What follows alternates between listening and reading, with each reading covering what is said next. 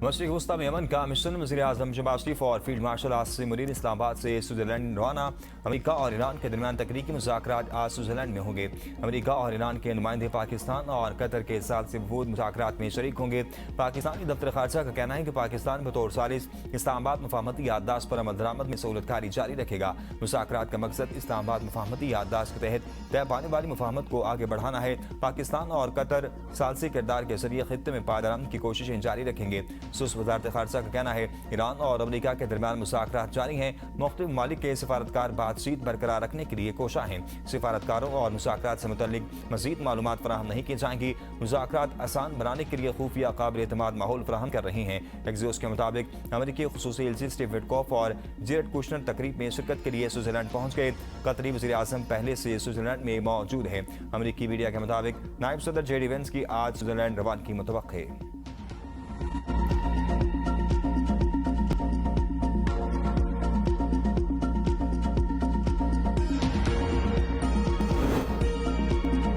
पाकिस्तान की सालसी कोशिशें और अमरीकी दबाव काम कर गया। हमद दुश्मन इसराइल लिबनान पर हमले रोकने पर आमादा। इसराइली मीडिया के मुताबिक नेतन्याहू ने सहूनी फौज को जनूबी लिबनान में हमले रोकने का हुक्म दे दिया। इसराइली मीडिया के मुताबिक फैसला अमरीका के साथ मुशावरत और राब्ते के बाद किया गया। इसराइली अफवाज मकबूजा इलाकों से वापस नहीं हटेगी। हिजबुल्लाह का कहना है कि इसराइल ईरान अमरीका माहदे को नाकाम बनाना चाहता है। लिबनान हमलों पर ईरान ने आधा हुर्मुज़ बंद करने का ऐलान किया था। ईरानी फौजी क़यादत खातमुल अंबिया सेंट्रल हेडक्वार्टर्स ने अपने बयान में कहा था ये फैसला अमरीका की जानिब से जंगबंदी से मुतालिक समझौते की वाज़ेह खिलाफवर्जी के जवाब में किया गया है। अमरीका ने जंग के खात्मे से मुतालिक मुफाहमती याददाश्त की पहली शिक पर अमल दरामद नहीं किया। इसराइल जनूबी लिबनान में मुसलसल जंगबंदी की खिलाफवर्जियां कर रहा है।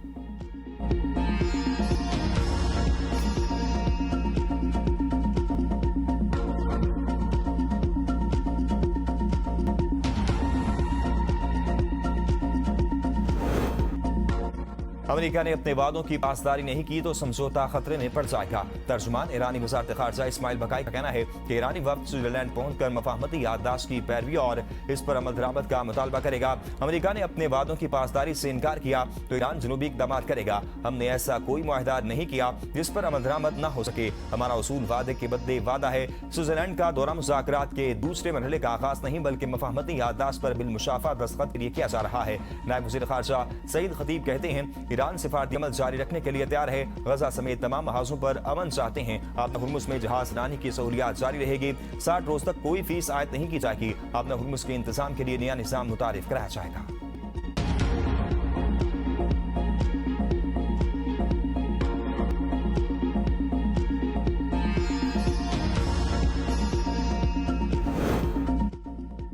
ईरान के साथ मामलात अच्छे चल रहे हैं। आज मुज़ाकरात मुमकिन हैं। अमेरिकी नायब सदर जेडी वेंस ने अपने एक इंटरव्यू में कहा कि ईरान से मुज़ाकरात के लिए स्टीव विटकॉफ और जेरेड कुशनर स्विट्ज़रलैंड में मौजूद हैं। मैं भी स्विट्ज़रलैंड जा सकता हूं। और उम्मीद है कि हम जंग बंदी बरकरार रख सकते हैं। ईरान के साथ मुज़ाकरात को एक मौका देने जा रहे हैं और इस बात का कोई सबूत नहीं कि ईरान आबना हुर्मुज़ को बंद कर रहा है।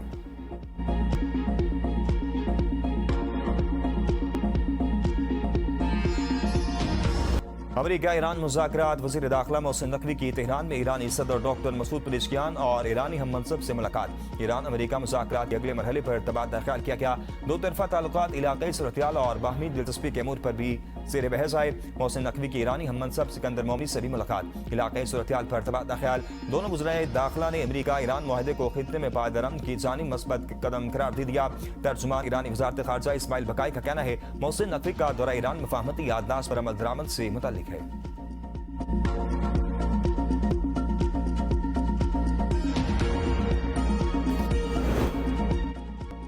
ईरान के साथ अमन मुआहिदा। ट्रंप ने मुखालिफिन को आड़े हाथों ले लिया। सोशल मीडिया पर जारी बयान में कहा कि डेमोक्रेट्स को समझना चाहिए कि हमने ईरान जंग में कितनी बड़ी कामयाबी हासिल की। ईरान को हालिया जंग में मुकम्मल तौर पर शिकस्त हो चुकी। साबिक सदर ओबामा ने ईरान को अरबों डॉलर्स फराहम किए। ओबामा ने ईरान के खिलाफ अमेरिकी फौज का इस्तेमाल नहीं किया जो जरूरी था। दुनिया में दहशतगर्दी के सबसे बड़े सरपरस्त ईरान को काबू करना नागुज़ीर था। ईरानी हुक्काम ओबामा और जो बाइडन को इंतहाई नाकाम लीडर समझते थे। मेरे बरसर इक़्तिदार आने से पहले ईरान मुसलसल 47 बरस मनमानी करता रहा। अब सब कुछ बदल गया है। अमेरिका फिर से ताकतवर हो चुका है। ईरान के साथ मुआहदे के लिए 60 दिन की मोहलत है, वरना ऐसे इक़दाम करेंगे जो ईरान को पसंद नहीं आएंगे। आपने हुर्मुज़ में आमदोरफ्त जारी है। 700 जहाज गुजर रहे हैं।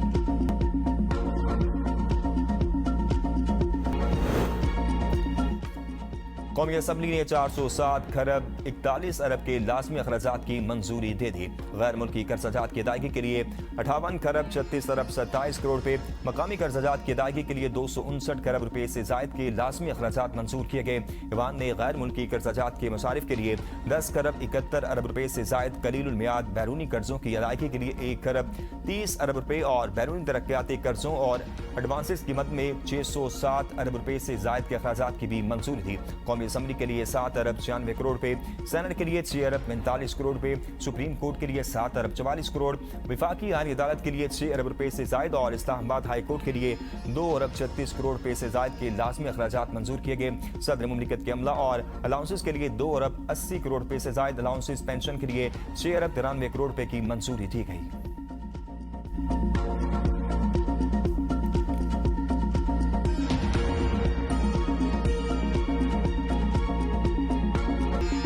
पेट्रोल की कीमत का राज खुल गया। असल ईंधन से ज्यादा टैक्स और मार्जिन का बोझ अवाम पर। 1 लीटर पेट्रोल पर 107 रुपए 45 पैसे के लिए भी टैक्स और मार्जिन की वसूली। 1 लीटर डीजल पर 110 रुपए 6 पैसे लिए भी टैक्स और मार्जिन लिया जा रहा है। कस्टम्स ड्यूटी से पहले पेट्रोल की फी लीटर कीमत 192 रुपए 5 पैसे बनती है। कस्टम्स ड्यूटी के बाद पेट्रोल की एक्स रिफाइनरी कीमत 211 रुपए 37 पैसे फी लीटर है। शहरियों के लिए पेट्रोल की फी लीटर कीमत 299 रुपए 50 पैसे मुकर्रर है। 1 लीटर पेट्रोल पर 66 रुपए 25 पैसे पेट्रोलियम लेवी आयद है। फी लीटर पेट्रोल पर 2 रुपए 50 पैसे क्लाइमेट स्पोर्ट लेवी लागू है। 19 रुपए 32 पैसे कस्टम्स ड्यूटी आयद है। फी लीटर पेट्रोल पर ऑयल मार्केटिंग कंपनियों का मार्जिन 7 रुपए 87 पैसे है। पेट्रोल की फी लीटर पर डीलर्स मार्जिन 8 रुपए 64 पैसे आयद है।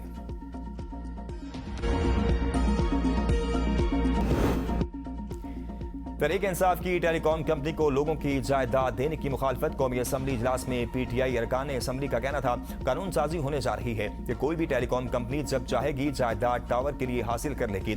आमिर डोगर ने कहा कि टेलीकॉम कंपनी कौन होती है जो जबरदस्ती घर ले। बैरिस्टर गोहर ने कहा कि कोई भी सूबा अकेले अफाद का मुकाबला नहीं कर सकता। क्लाइमेट फंड के लिए विफाक और सूबों को मिलकर काम करना होगा। असद कैसर का तंबाकू की फसल पर टैक्स खत्म करने का मुतालबा। कहा सिगरेट की डब्बी पर बेशक जितना टैक्स लगाएं तंबाकू पर टैक्स कारगर साबित नहीं हुआ। आमिर डोगर का पेट्रोलियम में कमी और ज़राअत पर टैक्स खत्म करने का मुतालबा। ईरान से गैस और पेट्रोल लेने की तजवीज़।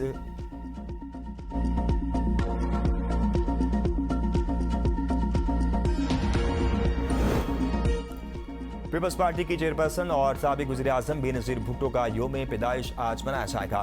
बेनज़ीर भुट्टो को आलम इस्लाम की पहली खातून वज़ीर आज़म होने का एजाज़ हासिल है। 4 अप्रैल 1979 को जुल्फ़िकार अली भुट्टो की वफ़ात के बाद बेनज़ीर भुट्टो ने पाकिस्तान पीपल्स पार्टी की क़यादत संभाली। बेनज़ीर भुट्टो को पाकिस्तान और आलम इस्लाम की 2 दफ़ा खातून वज़ीर आज़म बनने का एजाज़ हासिल है। बेनज़ीर भुट्टो के योम पैदाइश पर आज पार्टी की जानिब से मुख्तलिफ तक़रीबात का इनेकाद किया जाएगा। केक भी काटे जाएंगे।